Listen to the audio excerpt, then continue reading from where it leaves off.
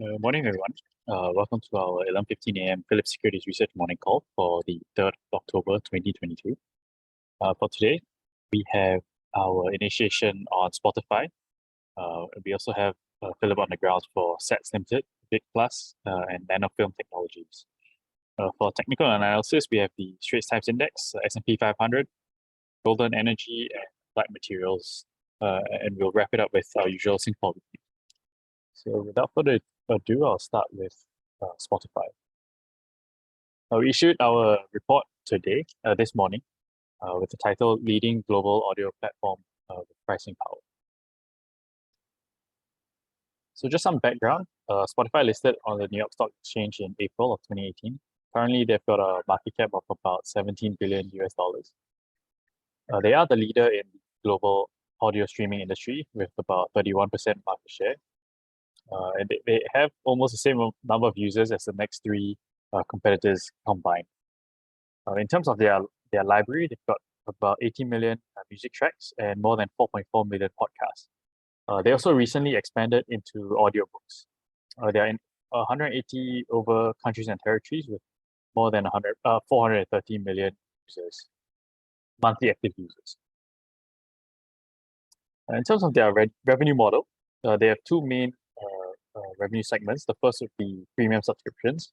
Those would be your monthly recurring premium subscriptions from for that you pay for your premium services without ads. And then that would be obviously your ad supported, which is your free to listen, and the main source of revenue generated from there is by ad placements. So in terms of premium revenue, this number grew 19% in FY21 and actually grew 22% year on year in the second quarter of this year. For ad supported, it grew 62% year on year last year and 31% year on year for the second quarter of this year as well. Down slightly, mainly due to a weaker macro environment like all other advertising or all other companies that rely on ad revenue. In total, for FY21, Spot generated almost 10 billion euros. That was a 21% year-on-year increase. For the second quarter of this year, they increased this number to 23% year-on-year. So in terms of their users, most of their users or MAUs, monthly active users, come from Europe at 32%, followed by North America and Latin America, and then the rest of the world category, which is mainly Asian countries. So interesting to note that the rest of the world is actually growing the fastest in terms of regions at about a 40% year-on-year growth rate. In terms of premium subscribers, which are a subset of monthly active users, Europe leads as well at 39%, followed by North America and Latin America. The rest of the world is only at 12%, meaning to say that there's a lot of people in Asia that use Spotify free of charge, and that there are less subscribers from Asia, so which just does present quite an interesting opportunity for Spotify moving forward. Currently, they're not yet profitable. Well, as of FY21, they're not yet profitable, and we do only expect them to be profitable in FY23. One of the main reasons for this is that they've actually been spending quite heavily on investing in more content and making a lot of acquisitions to expand their product offering. So the first investment highlight that we see is that an expanding user base and rising prices is expected to drive future revenue growth. So just a little bit of history, their revenue spiked more than 3 times in the last 5 years. And their company also added about 300 million users in the same time period. And most of this, or most of the revenue generation comes from an incremental conversion of monthly active users to premium subscribers, as well as increasing prices or ARPU. So this is one of Spotify's main kind of strategies is converting its free to use users but into subscribing for their premium content just by providing quality content that people actually want to listen to. Um, we expect we expect both of these strategies, rising prices and rising users, to drive revenue growth of about 54% over the next couple of years. So you can see the top right chart is just basically solid user growth over every quarter for the last 6 years. Our second investment highlight would be Spotify operates a recurring revenue model, and if they've also been able to keep their churn levels or improve their churn levels year over year. Almost 90% of their total revenue is recurring, which is from their premium subscriptions. So for the most part, they're monthly subscriptions, but in different parts of the world, they can be multi-month, so maybe 3 months or 6 months. And at the same time, prices are also vary based on the different territories and countries that they operate in. So premium revenue actually has been growing at a 26% compound annual growth rate for the last 5 years, which is largely due to a 130 million jump in subscribers during the same 5 years. And we do think that with churn levels improving and with this solid growth, Spotify is actually able to build this kind of large resilient base of revenue that is largely unaffected by a lot of macro environment, or rather largely affected by the weaker macro environment. So the companies actually mentioned that this year they've seem to be unaffected by a lot of weakness that has been affecting most other companies globally. In terms of their prices, so ARPU actually has been declining, quarter on quarter and year on year up until the first quarter of 2021, where they saw an inflection point, and has been rising ever since at about a 5 to 6% year on year rate. One of the reasons for this is that they were expanding from a single user plans into multi-user plans, which actually drive down ARPU. And at the same time, they've also been expanding into regions that monetize a little bit slower and a little bit less than North America and Europe. So for our third investment thesis or highlight, we think that Spotify is going to be stretching their higher margin ad revenue to boost overall margins. So in FY21, they had gross margins of about 27%, and which was an increase of about 1.5% year on year. And management had actually reiterated its goal of achieving 35 to 40% gross margins in the near future. One of the metrics that they look at is revenue per listening hour. And right now they're seeing this revenue per listening hour outpace cost per listening hour. So they're seeing gradually starting to see some operating leverage expand. Additionally, Spotify remains quite focused on growing its higher margin ad revenue. So usually ad revenue has a gross margin of about 80+%. And right now, it's only about 12.5% of revenue, which has grown at about a 2% year-on-year rate in terms of total revenue. So they're taking slightly more and more share of total revenue. And one of the ways they're doing this is that they're trying to expand their non-music content, so podcasts and audiobooks, because these kind of contents are longer in duration and have more opportunities for ad placements, and are definitely a lot more attractive to advertisers than just streaming music, because you can't really place an ad in the middle of a song. You can either place it at the beginning or at the end. Whereas for non-music content, you can kind of put ads in the middle of in the middle of your podcast or in the middle of your audiobook. So just for some comparison, ad revenue grew at a 62% year-on-year rate in FY21. And for this year, it's expected to be around 30+%, and for next year as well.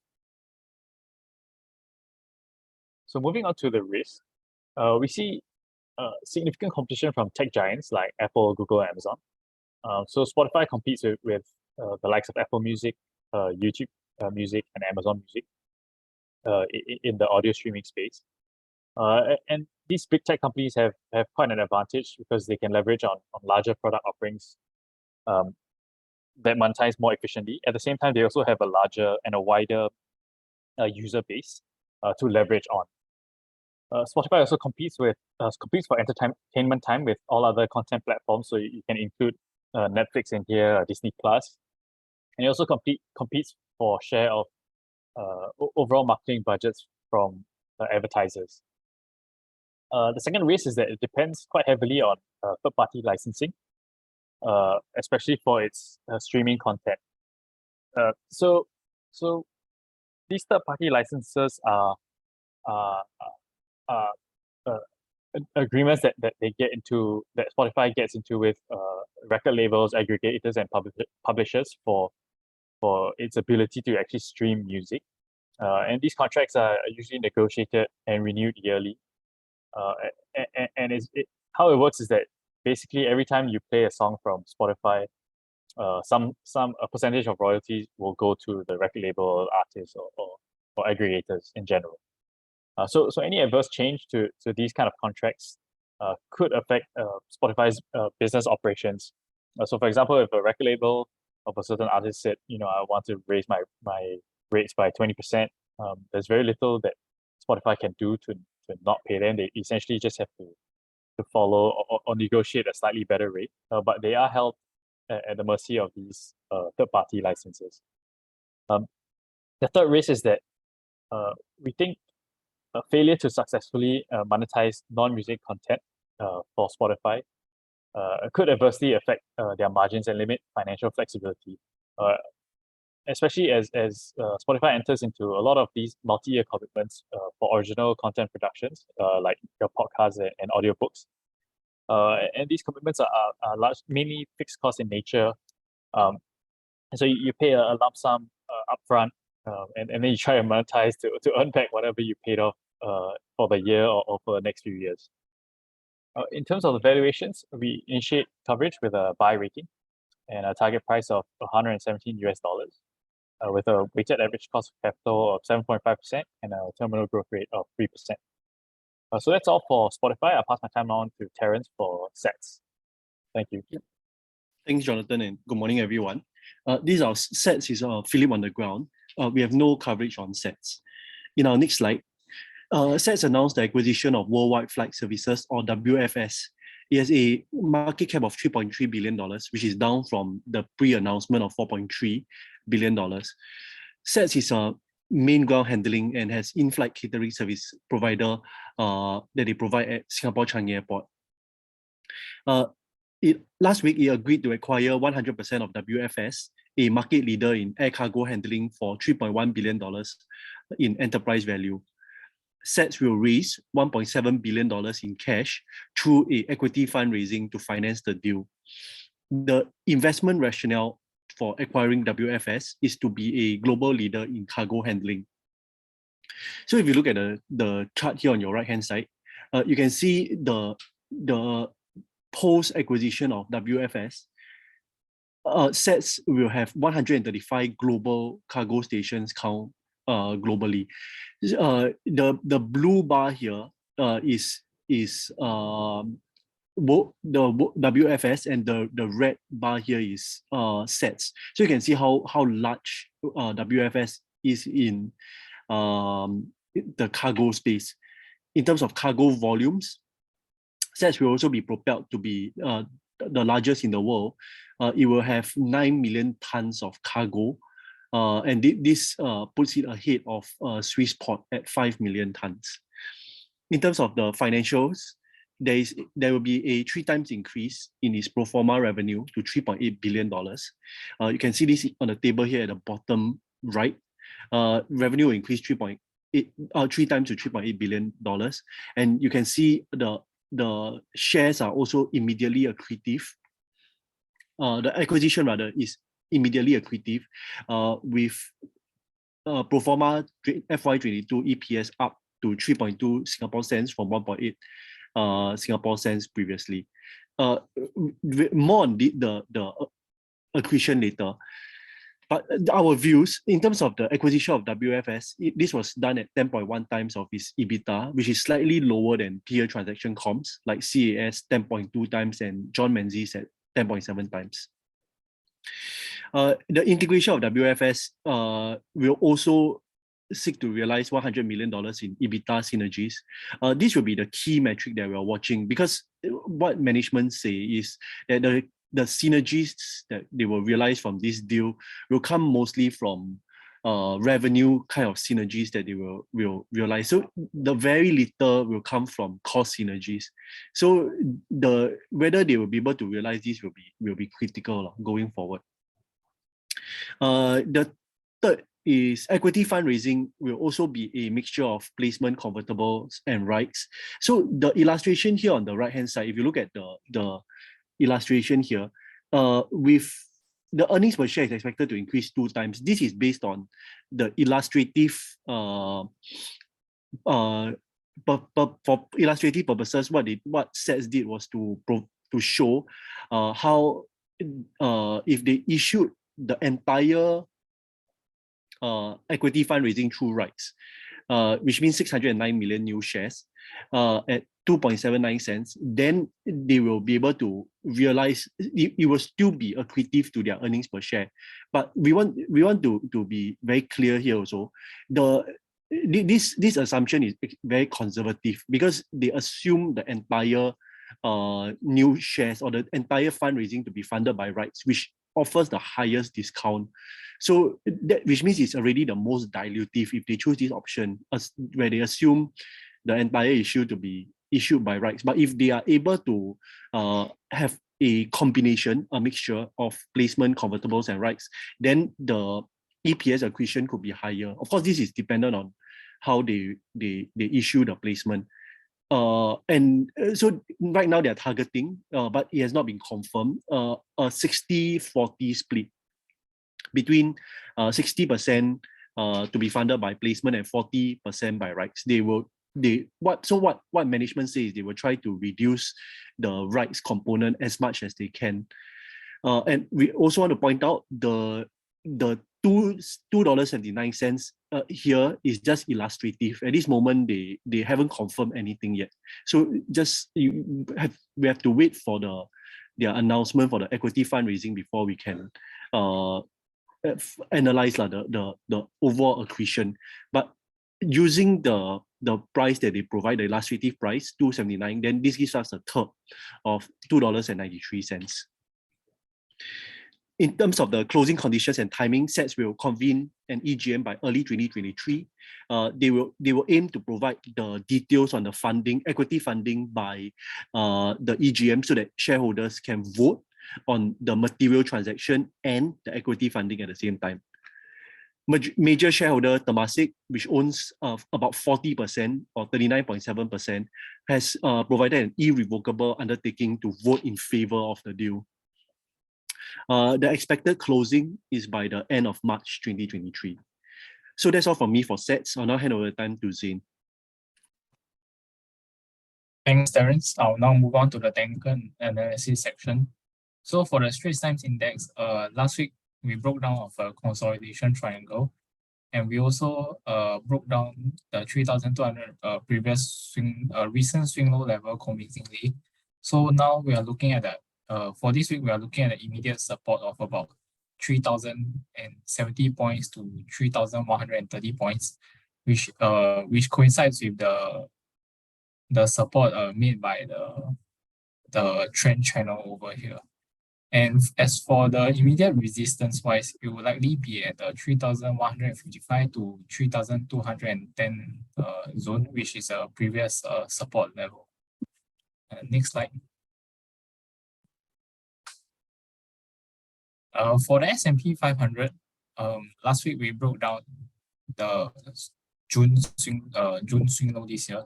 So for immediate support wise, we are likely to find it at the September to October 2020 level, the previous resistance level, and as well as the 200% extension area. So that's about 3,480 to 3,550 zone.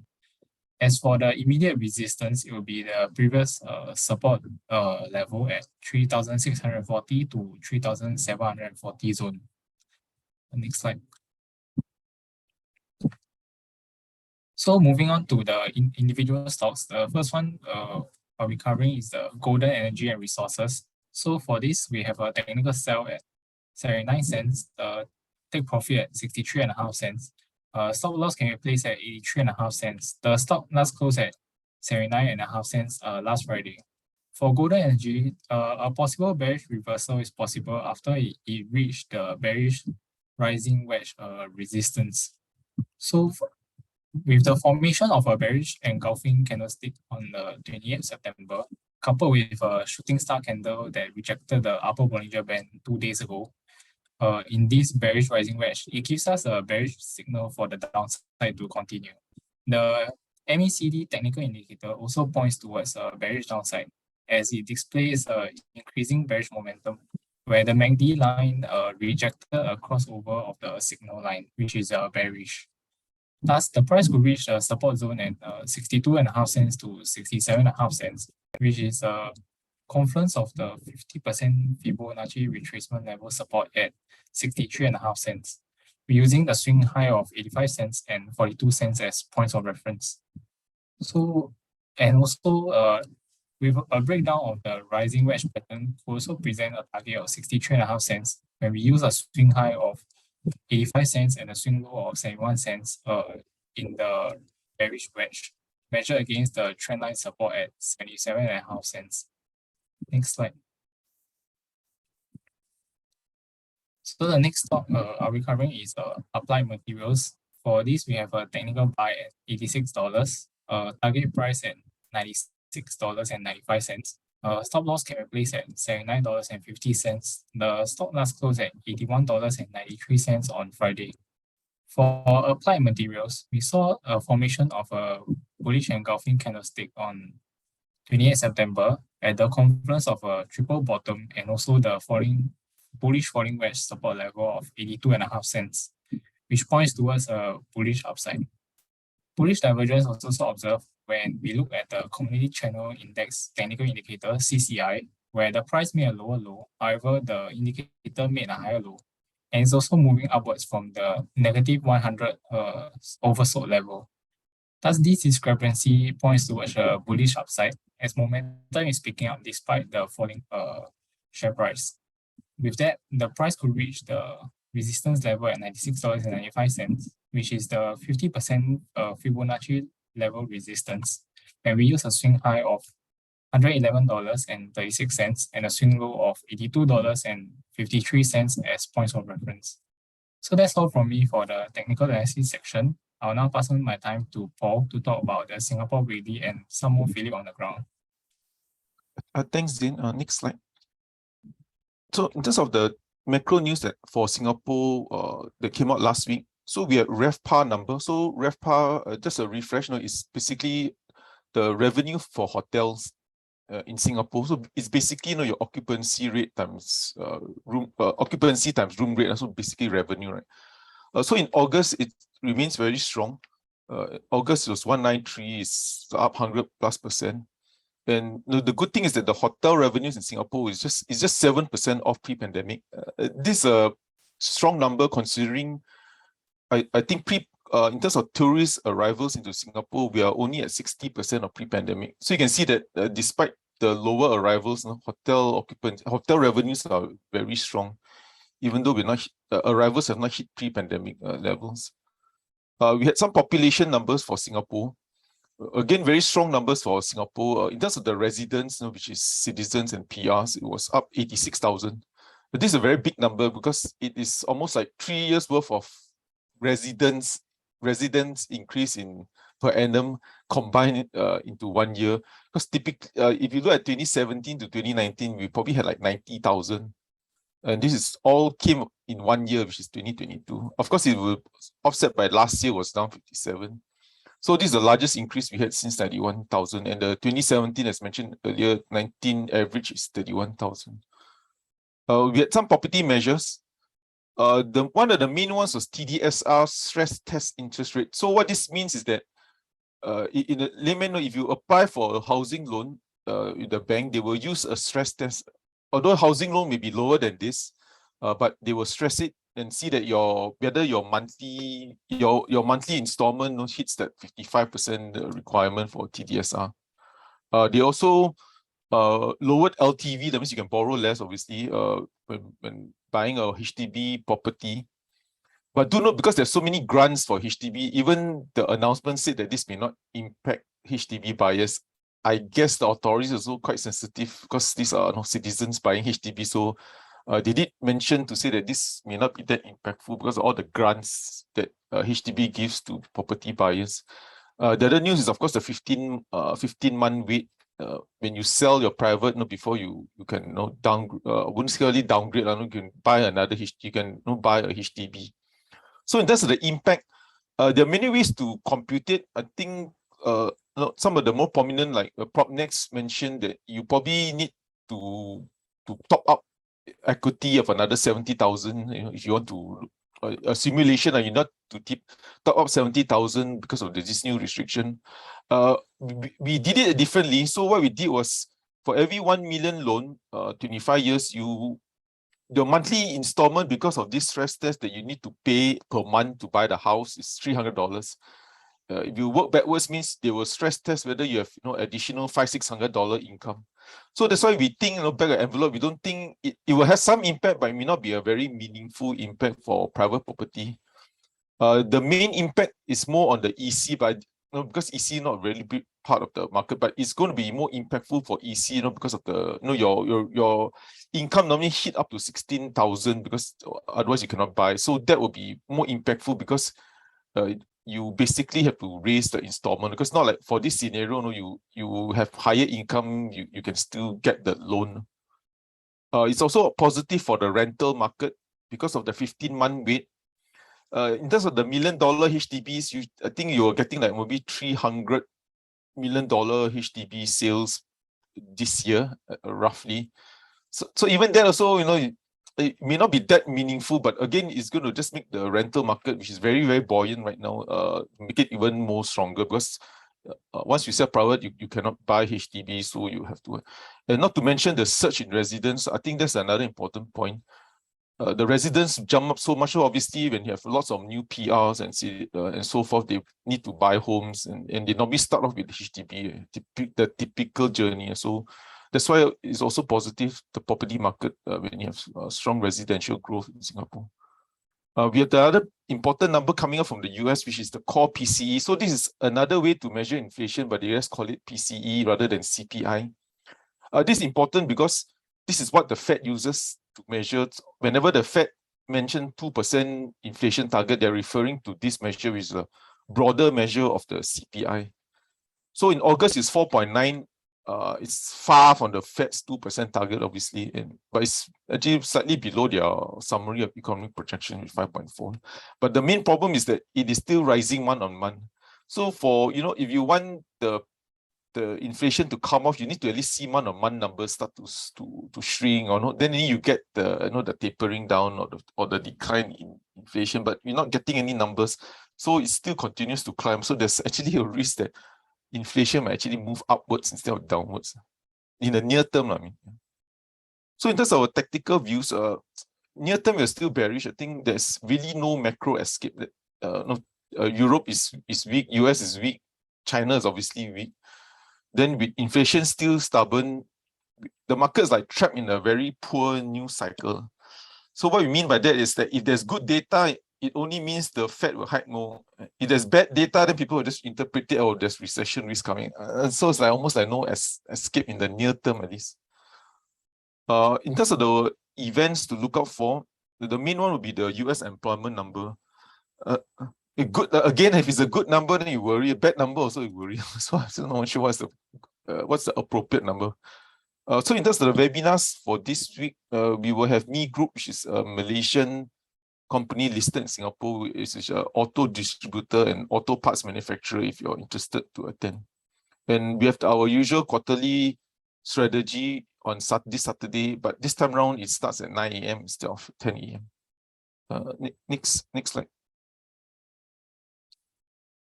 Again, this is just an illustration, or just to give you a sense of how much the jump in hotel revenues or RevPAR. So surprisingly, it's just slightly below pre-pandemic. So the rebound has been very strong. Pre-pandemic was 208, and right now for August is 193. And considering the the arrivals are still very low, it's like 60% below pre-pandemic. But again, the hotels have done really well despite the fewer arrivals. And of course, you're going to be even better with the F1 spike coming up. Next slide. Okay, this one is just a illustration. It's just population. You can see the big jump in residents. We're focusing more on residents rather than the whole population. This one is just for talking point if you want to refer. This is not the white paper we had last time. So how to read it is that 2022, we had 183,000 in terms of the total population, including non-residents. So the bottom here, if you look at the working paper 20-year, the low for the working paper was 6.5 million population, the high is 6.9. So you probably on track. If they continue like this, maybe you're on track to hit the high of the working paper. The positive, of course, if you have high population, it's good for the domestic economy, strong property market and so forth. Again, this is just something we just check every year. I'm not sure how meaningful is it to the stock market, but just something that we just have a look. Next slide. So long as it doesn't run too low. Okay, this one is just an illustration of the CPI, the tough job ahead for the Federal Reserve, because the blue line is the core piece, the core inflation. The red line is the target. No, it's still very far off. And the orange bars are the month-on-month. So that's usually the first sign where inflation is softening. But again, the orange bars are still very high. Next slide. Okay, I'll move on to our Phillip on the ground. We have two. So this is Vic Plus. So Vic Plus is essentially a medical device manufacturer. So they do a lot of plastic parts and assemble the full part for a lot of medical parts that you use, all the disposable items that you see that's used in the hospital for all the big multinationals like Baxter, I think Johnson & Johnson and so forth. So these are medical equipment, but more the plastic part. So they also have this, weirdly, they have also PVC pipe manufacturing, which is a legacy business as well. So in terms of the results, if you look at, they was down, it was weak 15%, but it's mainly because they had higher raw material because utilities. I think utilities was quite a bad impact. There was like almost 10 percentage points of net profit was hit by that. And also plastic resins, which they couldn't pass on in the time being. Then they were also affected. There was a 11 days lockdown in Changzhou where the factory had to shut down. So just to give you a flavor of what's happening now. So in terms of the supply chain, they said that freight rates are starting to normalize. And also there's more ships and more space on ships. So basically the supply chain is easing up a lot more than much more than in the past, over the last few months. The positives for them is actually they have 2 new medical projects coming up. So this gives visibility of growth. They have 2 projects in China. Most of their capacity is all in China. And the reason also, we also asked, isn't there a risk to have capacity in manufacturing capacity in China? But what they say is that a lot of these multinationals want to be based in China because they're targeting the China market. And their factories also meet the China, even more stringent China FDA requirements. So it's mainly to tackle the domestic market. Again, why are they, another question was like, why are they enjoying such strong growth? It's also medical customers are willing to outsource more. Of course, outsourcing has been now since 20 years ago, but I guess the medical sector was always been very careful.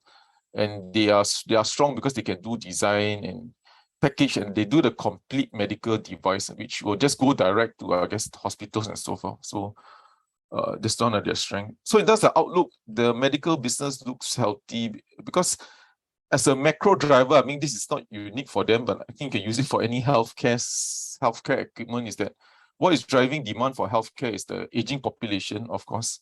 And there's also the rising middle class in Asia, which will demand better healthcare. So all these are some of the macro drivers for healthcare. The micro drivers for them would be the 2 new projects, which will fill their new factory, which is like 30% expansion. and also they're going to enjoy, you know, maybe some price increase because there's a bit of lag. So although the raw material price may increase, but it takes some time for them to pass it on to the customers because I know they have to renegotiate every month or every 3 months. Next slide. Okay, just the last film on ground. Again, we don't cover Nanofilm because it's a bit, but just to give you what the news was like. So they announced a joint venture. They have 60% with this Chinese company called Shenzhen Evergreen. So the main purpose of this joint venture is to do the coating of bus bars. Of course, I had no idea what bus bars was before this, but bus bars, if you look at the picture, is the components used to, I think, transmit electricity and also to separate all the lithium-ion batteries. So you can sort of picture there. Again, I'm not an expert on what bus bars are, but so the opportunity for them is to do the coating of the bus bars. But the opportunity is that there are 10 million battery packs. This was like a scenario they gave, a possible scenario is that there are 10 million battery packs that is used in EV cars. Each pack has 150 units of bus bars. So the total market size in China is 1.5 billion. So if you assume they target 20%, so this is a 300 million opportunity of bus bars for them. In terms of revenue, it's about 200 million Sing. So what is the technology that they're using? So they are basically, all the bus bars now, these metal plates, so-called, they are actually electroplated. And electroplating, because you need to put into chemical, dip it in and so forth, is very tightly regulated in China. And also it's very bad for the environment. So of course, that's why it's also tightly regulated, because how you treat the chemicals and so forth. So what they're going to do, they're going to replace the electroplating process with this, with their own technology, which is vacuum disposition. Okay, in a layman term, what it means is that instead of dipping all these bus bars into a chemical, they will put it in the vacuum changer, and then there's a small piece of carbon or material that once you strike it, then it will break down, and all the molecules will just drop on the bus bars. So this is one way to understand how they coat it. So rather than dip in chemicals, you coat it with molecules, which is in the vacuum chamber, and then particles that will just drop down and coat the particular equipment. Okay. I'm not sure anyone understands it, but that's how it works in general. So the challenge for them is just to scale it up, because electroplating is very cheap. It's been done around for how many decades. So the thing is, they have to build their own equipment, and this is a new technology that they're using. Okay, so in terms of the timing, they were going to do a pilot run in early 2023 and the mass production in 2024. So in terms of our view, again, we are no experts of bus bars, but the only thing is just that this is a very new technology, even for they mentioned, because the problem is to scale it up. I mean, you can do 1 or 2, but you're talking about 300 million. So what it means is every day you virtually have to produce 1 million. So the trick is whether they can scale it up, which of course they only said that it's something new and they think they should be able to do it. So something to watch for, and also to take note that Evergreen is a net loss company, although they have 1.8 billion market cap. But again, this is just to give you a sense of what was this joint venture about, and the opportunity is in the EV battery parts. Next slide. Just last few slides, we just run through our usual model portfolio and the market performance. So we were down 4.5. Most of our stocks were down, except DBS and Singtel. What hit us the most was all the REITs and mid-cap names, again, dragged down performance. The one table on the right is just an illustration of the performance, which were down 4.6. The STI was down 2.8 during the month. Next slide. So in terms of the whole market performance, just a snapshot. The sectors that did poorly was REITs. So virtually every REIT was down. You can see REIT, hospitality, industrial was just hit badly. The outperformer was actually the banks and telecom stocks, which is essentially Singtel. The table on the right is just some of the gainers. The top is just the normal stock gainers. So you can see the big winners was Golden Energy, SMG, because there was a takeover offer, Yang Zhejiang. The one on the right is the losers, freezers, hospitality, of course, SATS, and so forth. Then at the bottom are only the STI components. So you can see that on the STI gainers, out of the 30 stocks, only 5 were positive. So the 25 STI components were all losses, reported losses. So this month was a really broad-based sell-off. Next slide. So this is just a snapshot of the asset class. Again, one of the weakest was MSCI Asia Pac ex Japan. So I think inside this will be a lot of the technology names, because this index is mainly a lot of the tech names in Asia. So this was the one that got sold out the most. The second worst was Nasdaq, and also third worst was actually the Singapore REITs, down 10%. Surprisingly, gold ETF is, I think, beginning to act like a hedge. I'm not sure how long, but at least beginning to act like a hedge for any deflationary shock, which is such as a recession and so forth. Next slide. Again, this is just for illustration. Since currency these days move much more than the stock market itself. So for Singapore, the US dollar was actually Singapore dollar depreciated against the US dollar. We strengthened against the British pound. Again, this is just for performance. You can probably want to go for a trip, we can also use this. So Japanese yen is down 16% against the Sing dollar. Again, this is for illustration only. Surprisingly, Indonesian rupiah was the one that actually has been doing well especially against Sing dollar, and appreciated against many developed country currencies. The IDR is Indonesian rupiah. Okay, I think this is the last slide. Again, this is just for illustration. Next slide. Next slide. Okay, I think we can move on to questions. Thanks.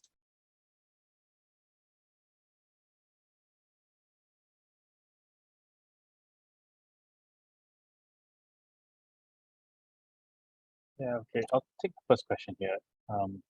What is the current average licensing fee paid by Spotify to third parties? So on average, they pay about 10 cents per stream every time a song is played. And this is generally for songs that are less than 5 minutes. I think if it's more than 5 minutes, it goes down to like 2 cents.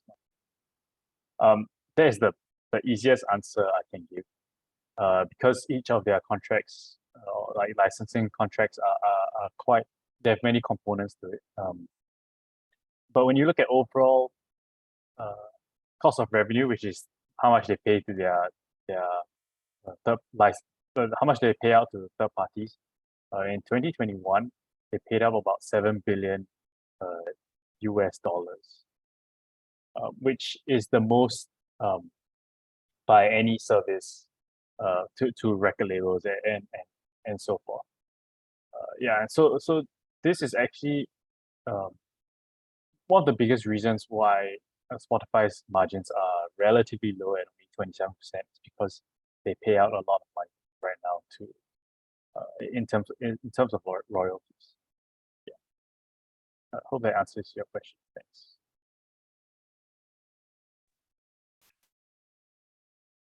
I'll take the rest of the questions in the queue. Hi, can you please share what is driving the significant decline in SATS share price? Thanks. Yeah, so I think for us, I think there are 3 main reasons why there is a significant decline in the share price. Firstly, the equity fundraising, they've announced the deal. But the equity fundraising has not been decided. The structure of it has not been decided. So how much of it will be funded by rights issue? How much of this will be funded by placement? They haven't announced. They will announce later. But the only certain thing that they say is they already have a debt bridging loan in place, given by DBS to make sure that they can close the deal. But how they will fund the deal is not certain. And this Worldwide Flight Services is an equal size with them, $3.3 billion.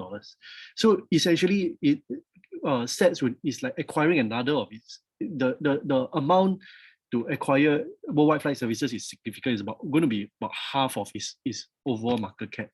So that is driven down. That's the first reason. Secondly, there's concerns over whether they're able to generate significant synergies. They say they will generate $100 million EBITDA synergies in the medium term, 3 to 5 years. But most of these will come from revenue synergies, which means their operational excellence and how they are able to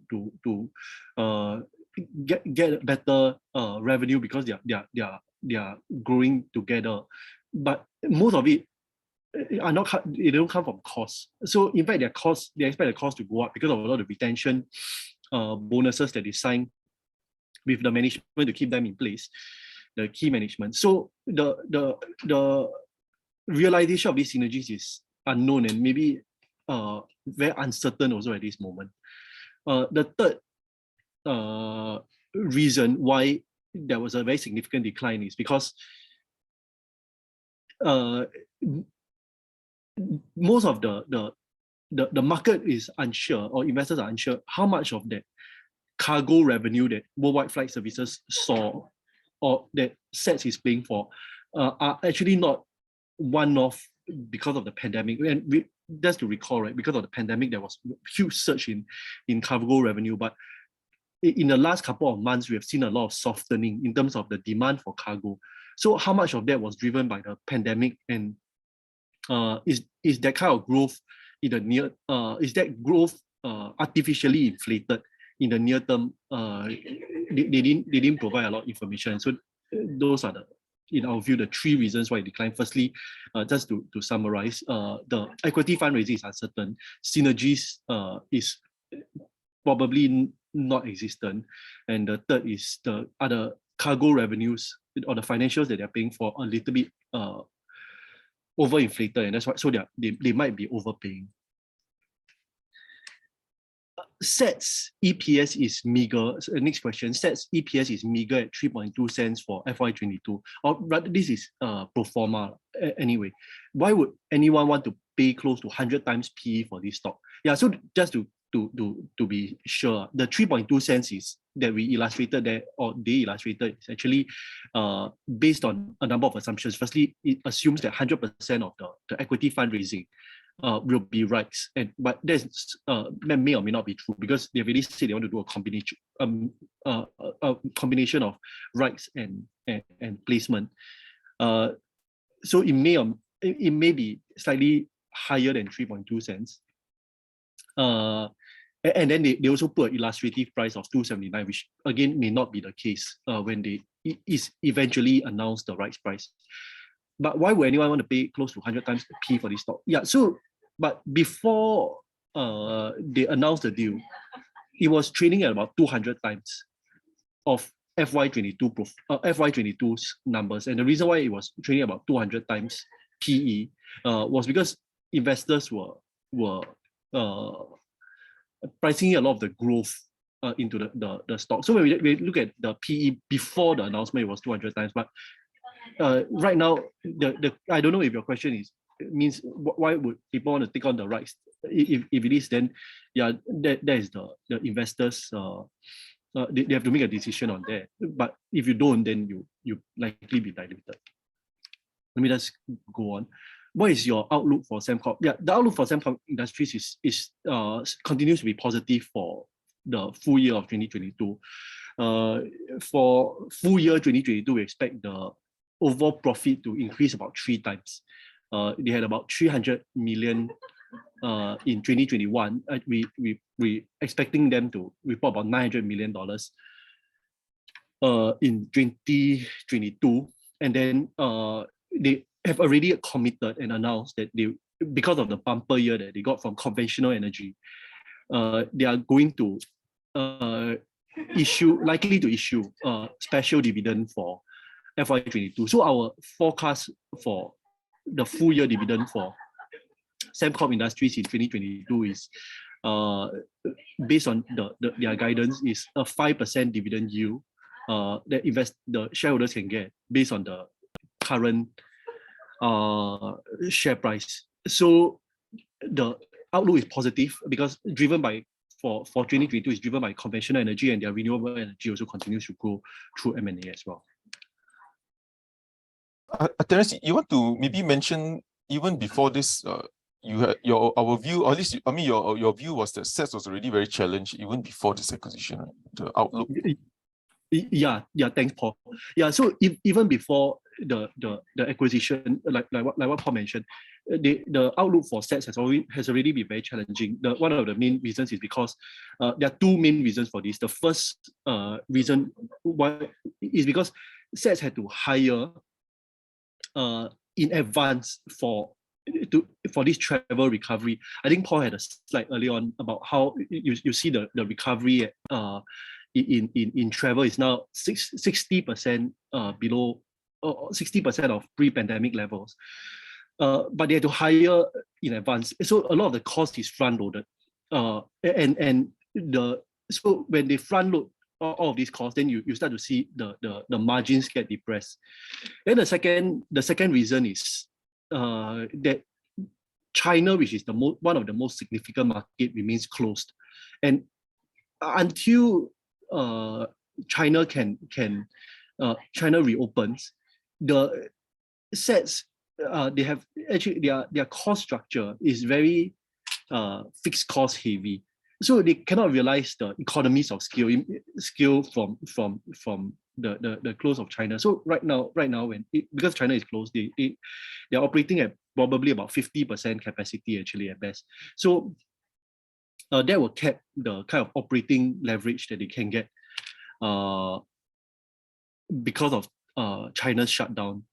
So the outlook for SATS, at least in the next 1.5 years, continue to remain challenging at this stage. Yeah, Paul, if you got anything to add also, please feel free. Yeah, the overhang is quite big. What's the number of shares they have? Sorry, they have, yeah. So if they have about 1.1 billion, right, Terence? So yeah, 1.2. The rights issue, like what Terence said, is 600 million. So if you buy any SATS shares now, you buy one lot, you better get ready to buy another. You buy two lots, you better get ready to go and buy another one more lot. Otherwise, you're going to get diluted. So whoever, this is going to be a major overhang because of the amount, and 600, they might actually revise it downwards because the share price drop. So they're going to issue a lot of shares. So you buy one lot, you get ready to come with more money because you're going to subscribe to the rights issue, or you get diluted. So that's why we can only guess, but we think this share price might probably drop to that rights issue price, maybe 280. So what it means that if I buy at what was the rights issue? 279, right? Yeah. So it's like you buy 279, assuming the share price drop to 279, and then okay, I don't have to take rights issue because you price it at 279. Let the Temasek take up all the rights. It's not me. So until then, we think the weakness will still be there because of the rights issue overhang. Of course, the other thing is maybe Temasek come out, do some their usual mandatory convertible bond and try to bail them out, kind of like what they did for SIA. So probably that's the other scenario. But until then, yeah, I think this share price is going to be a lot, should be under pressure because there's just too much equity to be raised. That whoever comes in now just have to get ready to fork up more. And there's no clarity, like what Terence said, that after I buy this, your earnings going to like jump spectacularly apart from this man-made synergy that they say.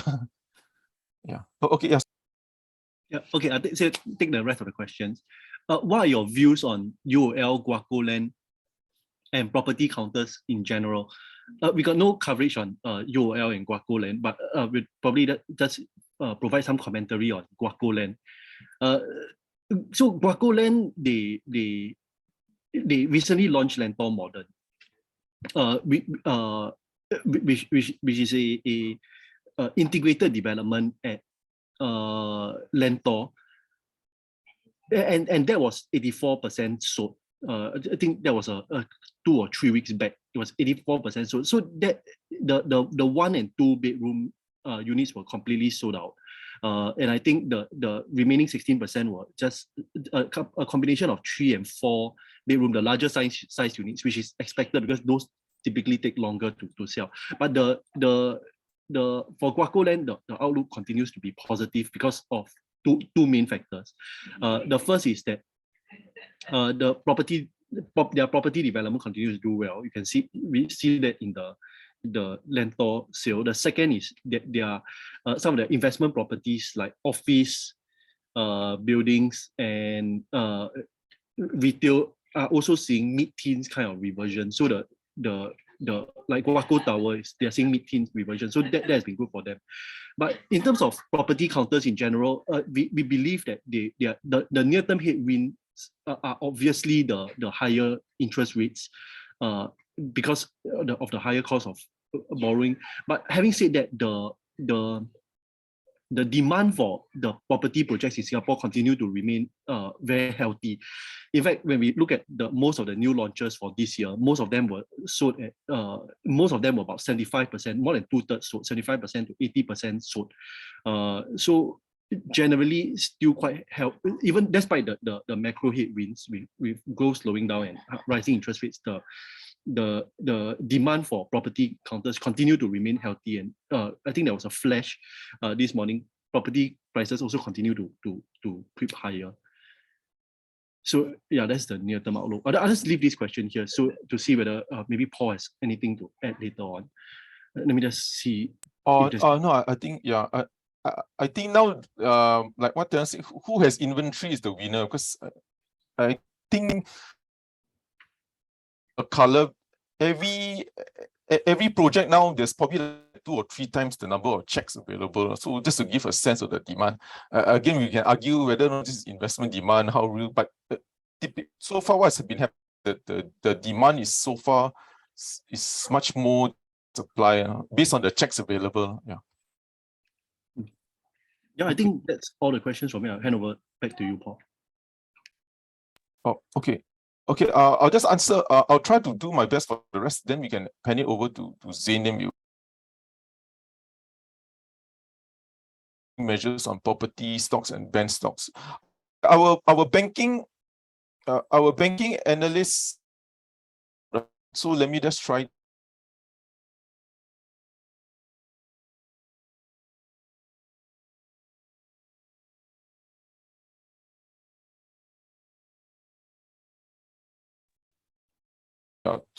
And also, like I said, the measures we think isn't going to impact sales that dramatically. So it will be not meaningful, I guess, for us, the impact on property. But again, the problem is that we can't really give you some hard numbers to it, because it's going to be hard to quantify, because of this, how much demand comes out. But our base case is that demand right now is stronger than supply. So this may not actually hit the property market that dramatically. Again, this is just our view. I mean, again, we'll have to look at the next launch.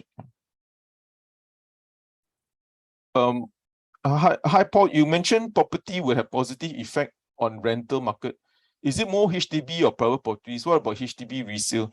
Yeah, I think it's for everything, because what we're just trying to say is that if you get such a huge number of residents coming into the country, it will just push up rental across for even HDB resale. So there is a strength in that. And like what the agents also tell us, every year there's about 20,000 marriages roughly. Again, this is also another pool of demand out there for HDB. So and for resale, because of the delays in BTO.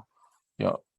So there are some structural demand drivers for HDB. So we're not so worried that this will nosedive, but this is just a reminder that which the agents always tell us, that whenever there's a double-digit growth in property price, double-digit means 10%, then on a 12-month basis, year-on-year, that's where the authorities get a bit nervous. So then they will come on with all these cooling measures, which truthfully didn't really surprise them, but they thought it would be worse actually. So this was kind of like within expectations, but we don't think it will impact, because if you assume the population growth is still strong.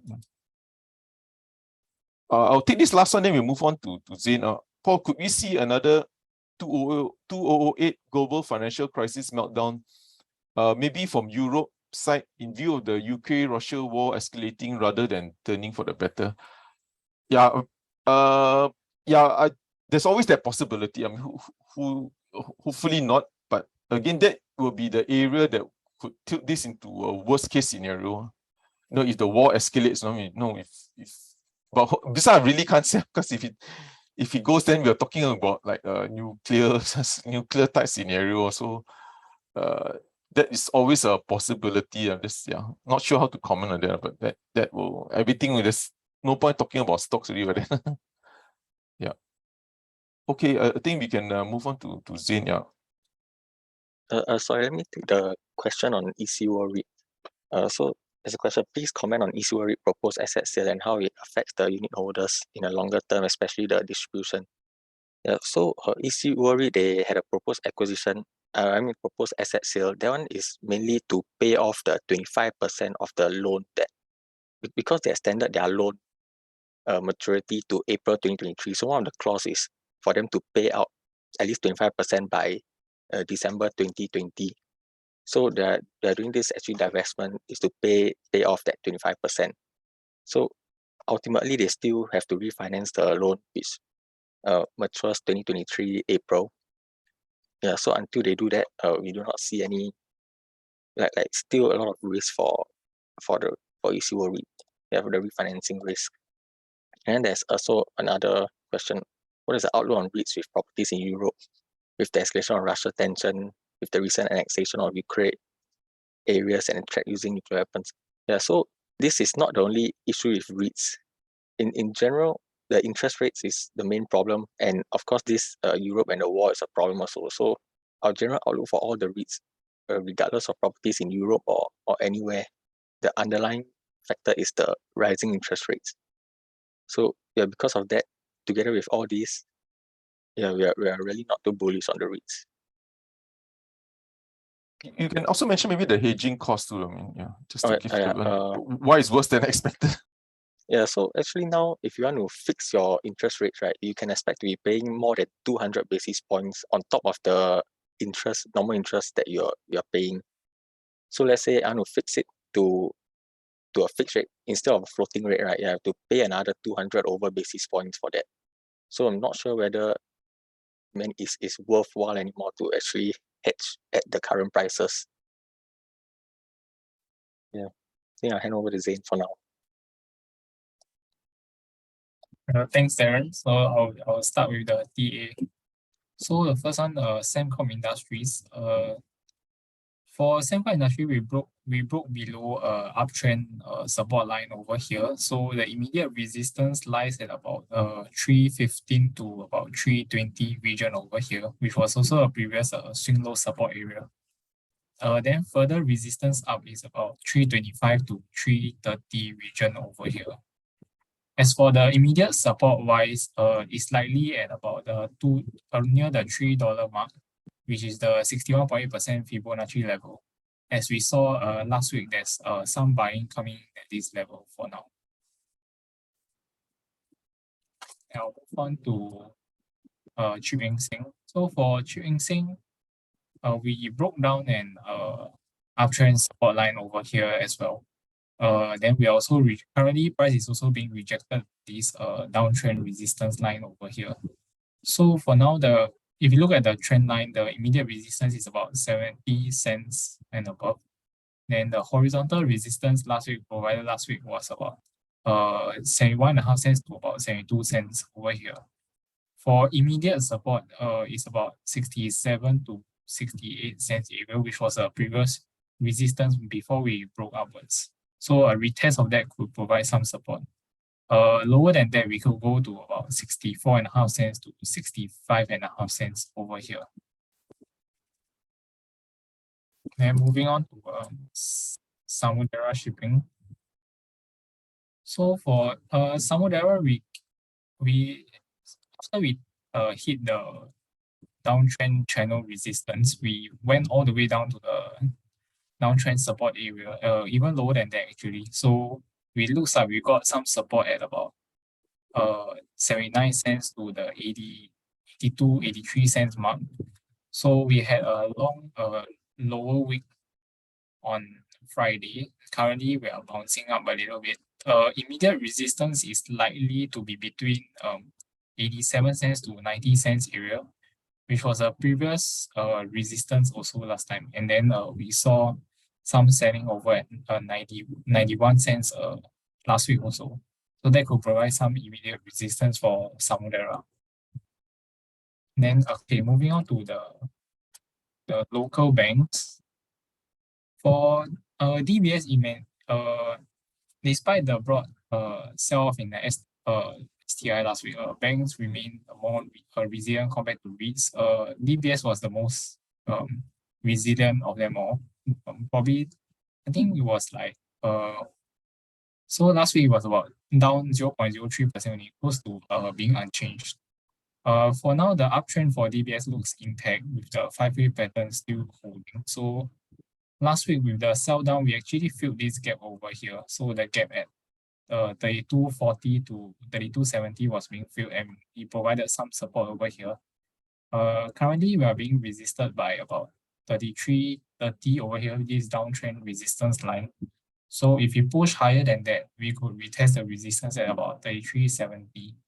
If not, the immediate support will be this 32.40 swing low area. And if you go lower than that, then it's about between, I think, about $31.80 to $32, which was a even lower previous swing low for DBS. For OCBC, it's weaker than DBS because it broke below this previous swing low area over here. So that's about $11.90 to $12. We broke down of that. For immediate, looks like for now there's some buying coming in at 11.70 area where there was some support. If we go lower than that, then the next support could be using the Fibonacci retracement level. It's about 11.50 to 11.70 area over here, which also coincides with a gap last time, which could be filled. Then for immediate resistance, it will be this $11.90 to $12 area that we broke down of. And as for UOB, it's also not as strong.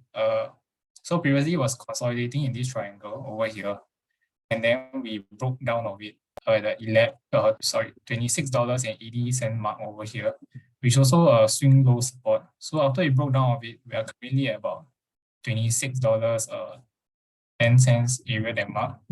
So for now, the immediate support could be at about 25.40 to 25.70 area, where there was some support in December last year, and then also in July this year. So it was this swing low was being provided support twice. So if price comes down lower, we could see some support over there. For immediate resistance, it will be the $26.80 mark to about $27 that we broke down of. Yeah. Then okay, moving on to the REITs. So this one is a Escort Trust. So for Escort, we broke down of quite a long-term uptrend support line over here, and over here. So that's about we broke down about $1. That's the key level. So that's the resistance for now. If we move higher up, then it's about 105 to 107, which was a swing low area that we broke down of as well. For immediate support, maybe we could be looking at the 92 to 94 cents area, which was a previous swing low over for Escort. And then currently we are near the 38.2% Fibo retracement level. So that's around 95 cents. So that could provide some support for Escort as well. And if we go over to CICT, it's similar to Escort as well. So we're currently at the 38.2% Fibo level. That's 193.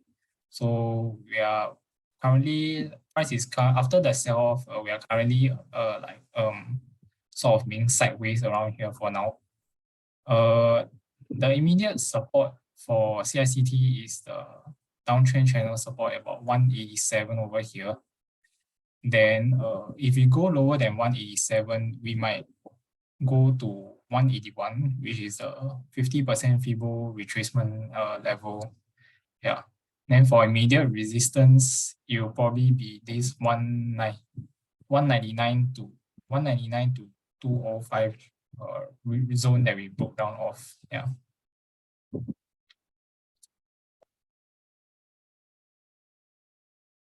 And then Mapletree Pan Asia.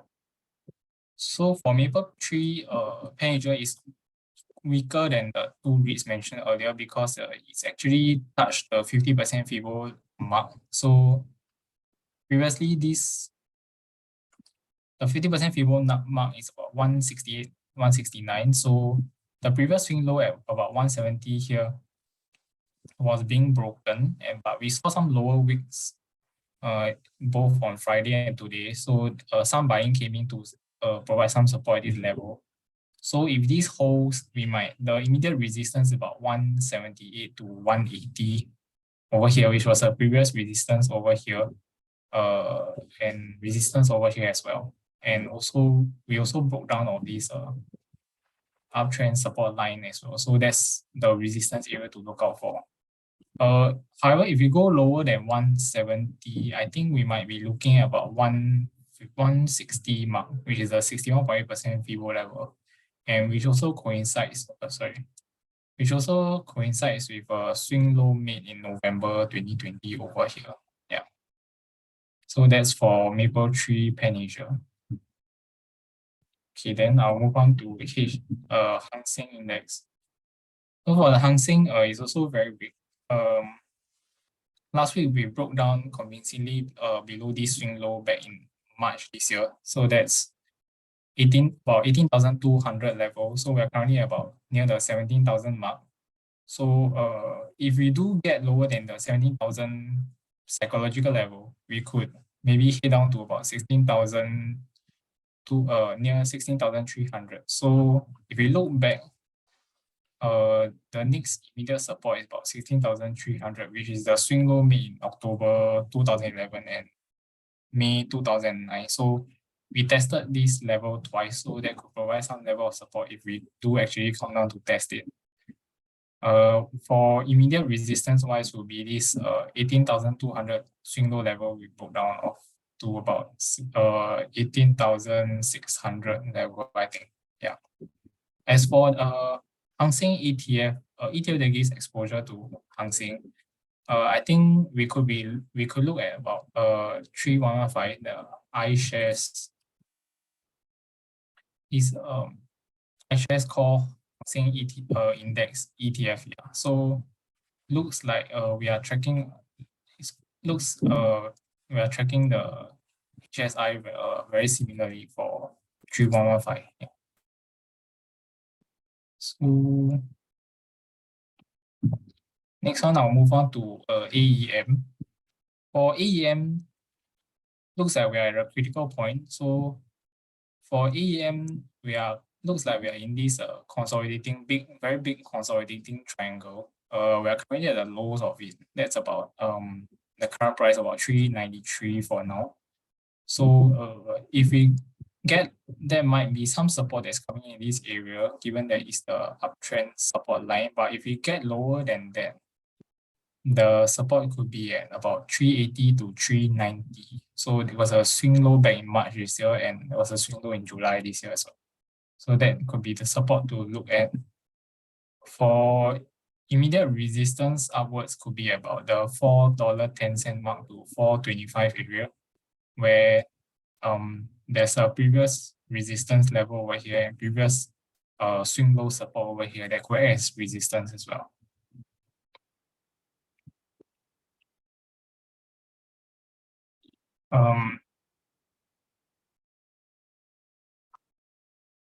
So I'll move on to UMS. For UMS, after we had this strong move upwards, we actually broke.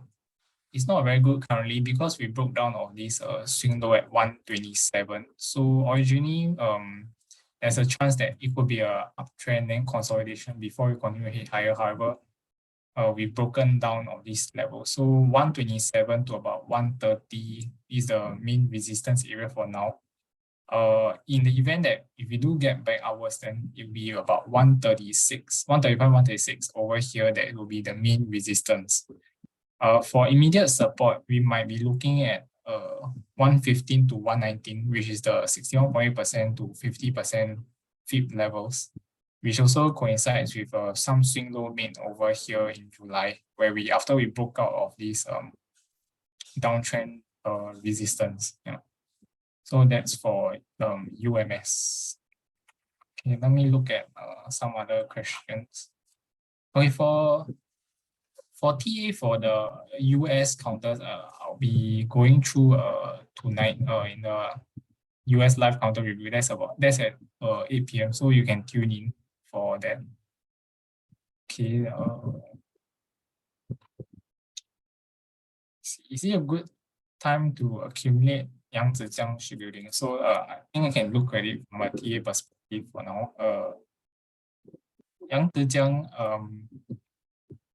after a very strong move upwards to about 127, we came back down rather fast as well. Immediate support wise could be this uptrend line.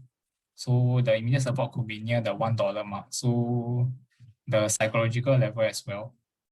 Previously we consolidated, the previous resistance was pretty strong at $1 to 103. So this resistance area might become a level of support. If we do get lower than that, then we might actually go down to maybe 97 cents to 98.5 cents, which was another previous strong resistance level for Yang Zijiang as well. Then for these two are the support levels to look at. Then for immediate resistance will be about 108 to 111, where we broke down off to test this support region for now. So I think I can hand over time to my colleagues to answer some of the fundamental questions for now. Okay, thanks, Zane. In your time, let me just try to answer. What is the most efficient way to short US indices for midterm or long term? Probably some of the inverse ETFs, right, Zane? That's out there. Not sure if you can. Yeah, I think some of the popular ones people are looking at is maybe SQQQ. Yeah, so that's to short Nasdaq 3 times. So then if you're looking to short maybe S&P, then there's the SH, which is the Pro Shares short S&P 500. Yeah, so that's some of the things that you might be looking at. Yeah, but again, for shorting, shorting is for renting, and you just do a rental, a short term, just a short term trade, not to own and hold these ETFs, because these are called inverse ETFs. Oh, hi Paul. What is there to invest if all is gloomy everywhere? Yeah, the problem is that when there's a selling, I think you've all experienced when there's a sell down, all asset class gets sold down. Yeah, it's more like sometimes the selling may not be the fundamentals, but it's also just liquidity driven. So when you're in a bear phase, usually there's really not much to hide out. I guess cash is also an asset class. Then maybe just stay on the sidelines. Like we were joking before. Sometimes sometimes you got to step out the casino for a smoke. So although you don't smoke, but I'm just a comment in here. But I guess maybe just might have to be sidelined. Yeah. For me personally, would be to watch the REITs. I mean, if they keep selling down, some of them will be hit like mid-teens. Yeah, I think they'll look really, really attractive. But maybe not now. Maybe like Darren has mentioned before, maybe more like early of next year kind of scenario. Because some of the yield will have kind of priced in all the rate hikes. DBS share price is remarkably more resilient than OCBC and UOB in the past half a month. Fundamentally, is it justified, or maybe it's more supported by government fund? Okay, I'm not sure about the government fund. I mean, maybe if you heard of something else, we didn't hear of that. But among the three banks, I guess DBS is more known for the low cost deposits. So that just as a reminder, and sorry if we mentioned this before. So right now, banks possess something that's very, very valuable that you can't get in many asset classes. So what they have now is a variable rate loans. So like you buy a bond now, you only get your income, your interest that you collect is fixed. But for banks, regretfully, if you're a homeowner, they can reprice. So all of us are going to get the notice that your housing loan is going to get higher. So banks enjoy two very valuable assets, which is they can reprice their loans, and at the liability side, they got a lot of CASA. So DBS is among the three has usually the most CASA, which is very valuable now because it's low cost deposits. So this is zero. That means it's like your savings account, your current account, which they don't pay you anything. I mean, sadly for all of us, but So this is free money that they can use and just lend it out and earn risk-free income. Right now, interest rates maybe 2-3%. So that's why banks earn something that's very valuable now. Variable rate loans and CASA. And the only reason, fundamentally is that DBS has the best CASA among all the three banks. So in a rising rate environment, these are the two most valuable things that the bank possesses, which most companies are do not have. Yeah. So if you're a bond manager now, you're just scrambling to look for variable rate loans, which is very hard to find these days, or really very pricey. Next question, Paul, your views on Olam. Why is it in a downtrend when the sector they are in is hot and not badly affected, or there could be other reasons? Yeah, that's the dilemma we always have. We always ask them, in a rising commodity environment, do you benefit? So until now, we still haven't got a really clear answer. So I think they benefit more on the volume part, and so that's why even though commodity prices are up, they don't seem to have done particularly well. And number one. Number two is that the whole story for Olam was a breakout value, because they're going to list their two big. They're going to list. Slip my mind, like OFI, and they're going to list two segments of their business where the market cap would have been bigger or double their current market cap. But with the IPO market now shut, probably for the next 6 months at least, so that's why I think that re-rating story is not panning out, because they were supposed to list in London, I think OFI, and which would be like which that alone would have been double or even triple the value of the listed company in Singapore. So yeah, with that shut, I think there's nothing much. There's no catalyst for them in the near term. Maybe a STI inclusion, I'm not sure. Okay, for switch trading distribution of either ESR or switch trading shares, which is a better choice and why? Okay, just to give some clarity, I had a quick look, just to give some clarity for everyone. So Straits Trading is listed, Straits Trading Asia is listed in Singapore, and because they used to own ARA, when ARA was taken over by ESR, there was shares given. So they're going to distribute. So Straits Trading in Singapore is going to distribute the ESR Hong Kong shares that they own. So the ratio is, for every 1,000 shares of Straits Trading, you're going to get 145 of ESR Hong Kong, or you can exchange for 180 Straits Trading. So if you do the ratio, the ESR is more valuable. You get like $500 Sing dollars versus Straits Trading for $400. So number one, you do it because the ESR now is more valuable, because you take the ESR shares and you sell it, you get $500 versus 400 plus for Straits Trading. Number two is, of course, you want ESR because ESR got better liquidity. They can absorb this selling, which in total about 60 million. But anyway, ESR has better volume, so you obviously want a better volume and also better price. And number three, ironically, if you think about it, the value of your Straits Trading shares actually will come down after this distribution. So what we're trying to say is that, assuming you're the only shareholder that takes Straits Trading shares, everyone take ESR, so you're the only person left who took. The value of your Straits Trading actually has come down, because that 200 million worth of shares, ESR shares that they're distributing to everyone, means that the value of your Straits Trading shares actually has come off. So ironically, by taking the exchange ratio, you're actually losing out, because the value of the Straits Trading has really come down because they already given out all the ESR shares. So definitely you have to take ESR shares is a better ratio, is a better option to take than taking the Straits Trading shares. For all the three reasons, because the price, the volume, and also the value of Straits Trading would actually come down after this exercise. Yeah, okay, sorry, I think it's very long answer, but I hope I hope it was helpful. Hi Paul, what are some of the gold ETF available out there? Zane, can you help out? Which is the gold, the miners and the actual ETF itself? I'm not very familiar. It's GLD, I think. Yeah. I think GLD is the most. I think there's one I can think of. Spider Gold Trust. Yeah. Yeah. The other one is a Van Eck, I think, gold miners ETF is GDX. But again, gold miners, you like we see, some of these things we don't own it, or you just rent it. You just do a short trade. Yeah.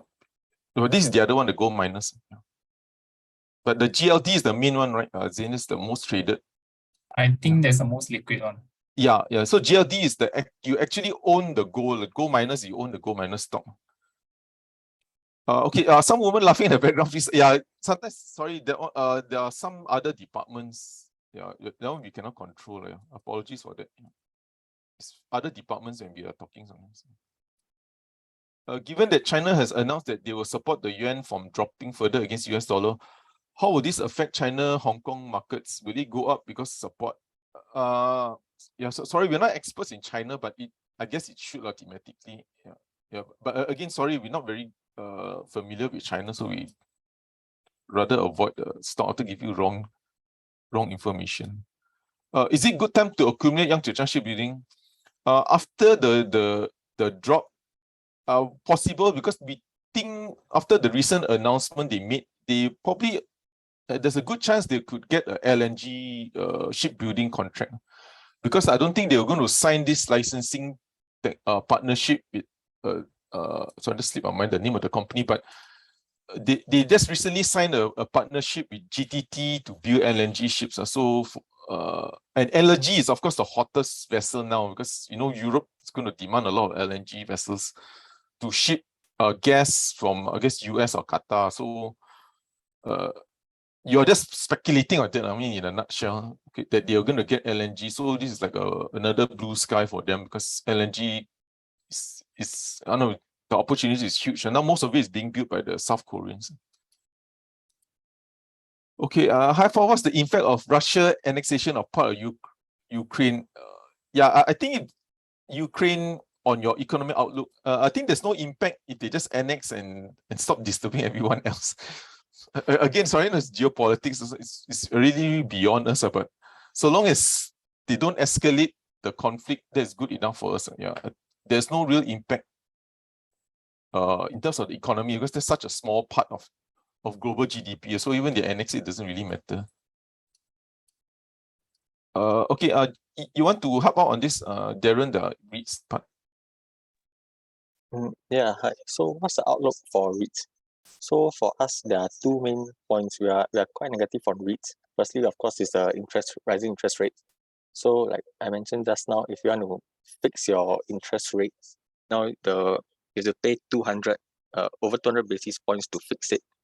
And this will really affect the DPU going forward as well, if with this rising interest rate environment.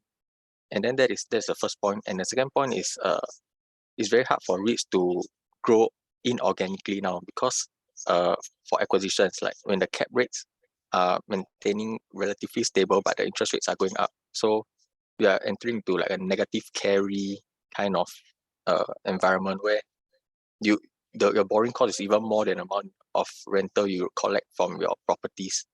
So because of that, a lot of REITs cannot grow inorganically, and the only way to grow is organically. So yeah, and the outlook is really not too good. So that's really outlook for REITs. And then hard to anticipate any up or down percent, but we anticipate that the REITs might have some recovery when there is there's certainty that where the interest rates will peak. So when we start seeing interest rates peak, and we think that might be a catalyst for the REITs to start the recovery. Yeah.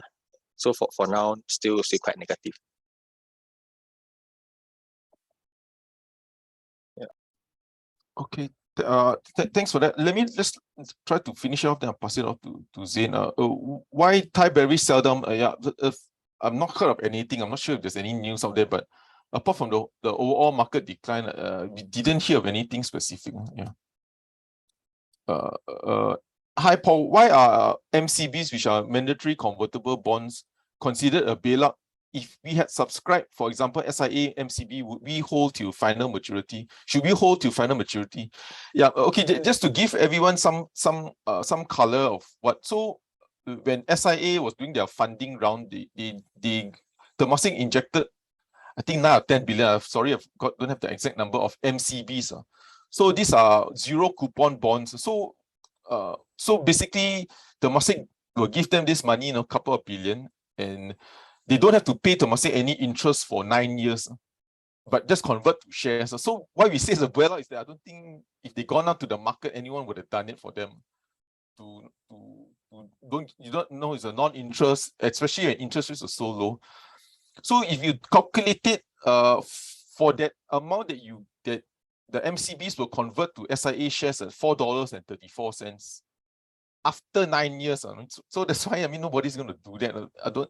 So only Temasek. That's why we kind of say, loosely, that it was like a bailout, which again is for national interest. I think it's obviously a very good thing, but I think if they'd gone to the private market, you wouldn't have gotten this type of deal, especially in the middle of a COVID pandemic. And the question is, if we are subscribed for the SIA, should we hold to final maturity?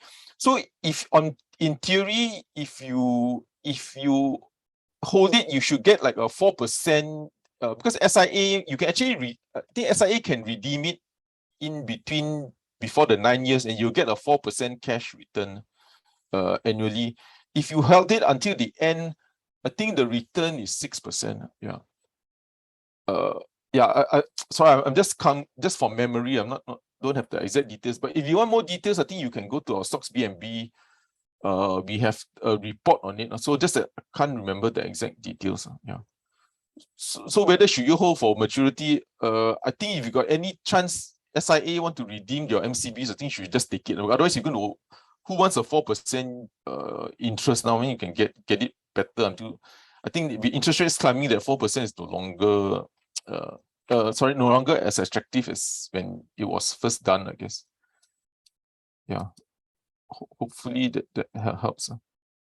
Okay, I think this last one, then we can go on to Zain. You finish it the rest. Yeah. High power with the rising interest rate and buoyant property market in Singapore, wouldn't the three banking stocks be considered good buys or at least safe buys under this gloomy macro scenario? Yes, fundamentally they are. Like we mentioned, they are the biggest winner. I think they're the only ones who probably popping champagne with rising interest rates. Everyone is like, but the problem is the flow. We can tell you fundamentally the banks, which we've always said, the banks are the big winners here because of the two things are variable assets and also low cost deposits. When you got a couple of billion of deposit worth zero that you collected for zero, that is worth that you don't have to pay, which is like 0% interest, then the big float they have. But the problem we always have is for us, we also have to think very short term, is also the flow. So even if there's a big recession, big sell down, macro news bad, when the liquidity selling, then there's the selling across the board. But of course, banks is still our favorite sector, which we mentioned since the very beginning of this year. But the challenge is always the short-term flow. So that one is very hard to predict. So that's why if you want to buy for fundamental reasons, yes, but just have to be wary of the flow. The other one is SGX. So for us, we want to hedge it out with SGX because they benefit from rising interest rates. And also when the volumes are up, when there's so much uncertainty, when hedging volumes are up, they will also benefit. So it's a cheap way to buy volatility for us, at least in Singapore. Yeah. Okay, I think you want to take on the rest. Okay, thanks, Paul. So okay, now June, hi June, you asked, is there any comparison between Golden Agri and Wilmar? Golden seem to be holding the price while Wilmar has been dropping. You're right. Year to date, Golden Energy is up about close to 14%, while Wilmar is down about close to 7%. Okay. For technical wise, Golden Agri has been holding this uptrend channel pretty well. So it's currently at a support level about 26 cents. In the event that if we get a breakdown of that, if the support doesn't hold, then we might hit to about 24 cents will be the lower support area. Then for now, the resistance is at about 28 to 29 cents area over here. Yeah. So for the trend wise, is still going well for the uptrend. Yeah. And then for Wilmar, it's more gloomy.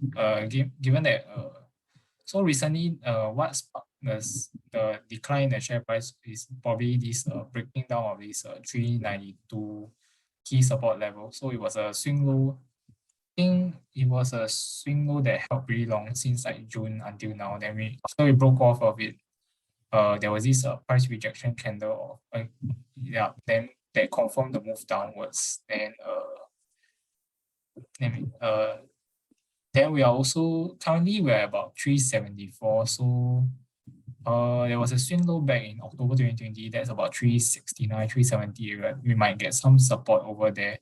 Then if that fails, then we might, I think the next support level we can look at about is 365 around here.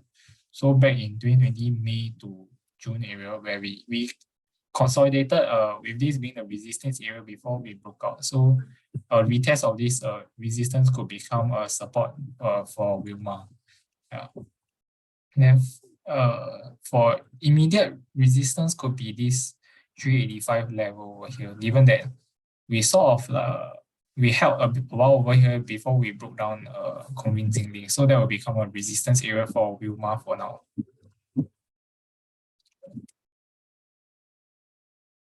Okay, Ascenders read generally trading in a very big sideways pattern.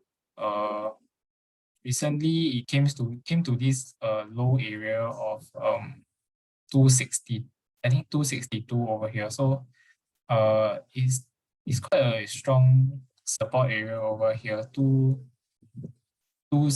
around 257 to 262. Yeah, so if 262 doesn't hold, then the next one we might be looking at the 257 area. Okay, then we use the Fibonacci tool. So yeah, 262, this 50% Fibo level mark is pretty strong support over here. So if this hold, we might see some bounce coming in. Immediate resistance is probably 270 mark over here, which was support over here, support. Then so there might be some resistance at 270.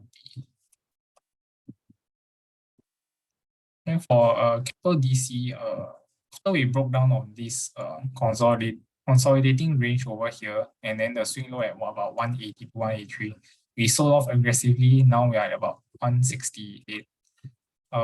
We could be coming to near a support level, because if we look back during the COVID times in 2020, the March lows, we hit about 158 over here. Then there was a previous swing low made at about 153, 154. So I think 154 to 160, 165 over here, we might have some support for Capital DC. So I think we are near that. Then for immediate resistance will be this 180s region that we broke down, 180 to 190 level.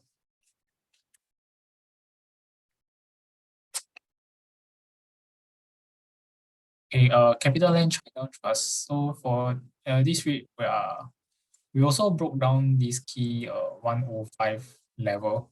Then after that, we sold downwards. Now we're about 101. So for CapitaLand China, if you use Fibonacci, the immediate support now will probably be at 99 cents, which is the 61.8% mark. So we hit a low of about $1, so that's about close to that. Then immediate resistance is 105 to 108 for this stock.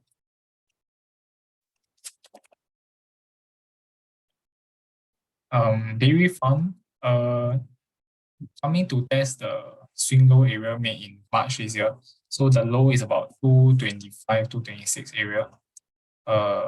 So we hit about 227 today, and currently we are having a bullish candlestick forming. So if this support holds, you might see some rebound from this level. Then the immediate resistance wise probably at near the 255 zone. So previously 255 acted as a swing low level a few times, and then we broke down of it, when we broke down of it, that's when the selling exacerbated. So that could become a resistance level for Dairy Farm. Moving on, I'll cover Sheng-Siong. For Sheng-Siong, its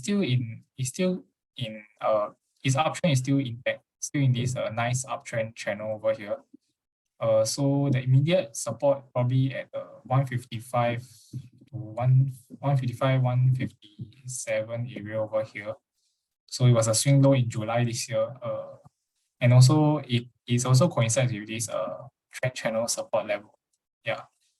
Then if we look at Fibonacci level, 155 is the 38.2% level. So that's three confirmations that some support might be coming at this area. For the immediate resistance wise, I think it will be maybe at 160 level where it was some support here, then we broke down, became resistance. Then we had some downward movement in the price. If you get above 160, maybe 166, 167, this swing high here will be a resistance to look out for Sheng Siong. And then Comfort Delgro. For Comfort Delgro, we are before this we were consolidating in this wedge. So after we broke down of the support here at about 135, we sold off now to the low at 128, now at 129 around there. So I think we could have some support level coming in at about 127. So 127 was a swing low twice this year back in January and March. So 127 to about 131, this is a support zone. Then immediate resistance will be this 135 level, 135 to 137 level. Then however, if in the case we break below 127, right, we might go to 124, I think. So that's another swing low level back in 2020 to look out for Comfort Delgro. Okay. Hi, is it possible to execute a sell order if I don't have shares of AUE currently? So that's Golden Energy. I think there's two ways. One the dangerous way is I don't recommend is the naked sell. So you just click sell in an order, but that's very dangerous because you have to cover intraday. And then if the stock has a trading halt halfway somehow, then you are caught. There's a penalty to pay also. So that's not recommended. I think the safer way would probably using a CFD order. Yeah, so that one you can keep for as long as you want. However, you have to pay interest charges as you're holding it overnight. Yeah, so there's a charge for that for shorting stocks. Yeah. Then okay, I'll move on to Peterland Investment. So for Peterland Invest, looks like we hit after we broke down on this nice uptrend channel in end August this year. We sold off all the way until this 61.8% mark, about 330. So it also coincides with a previous swing low back in January this year. So that could provide some level of support for this stock. We also had a bullish candlestick coming on Friday for here. So if we see some support coming in, this should hold the immediate resistance probably at 347 to 350 level, I think, which is the 50% FIBO level. Then previously there was also a couple of swing lows formed in February this year. So previous support might become a resistance over here.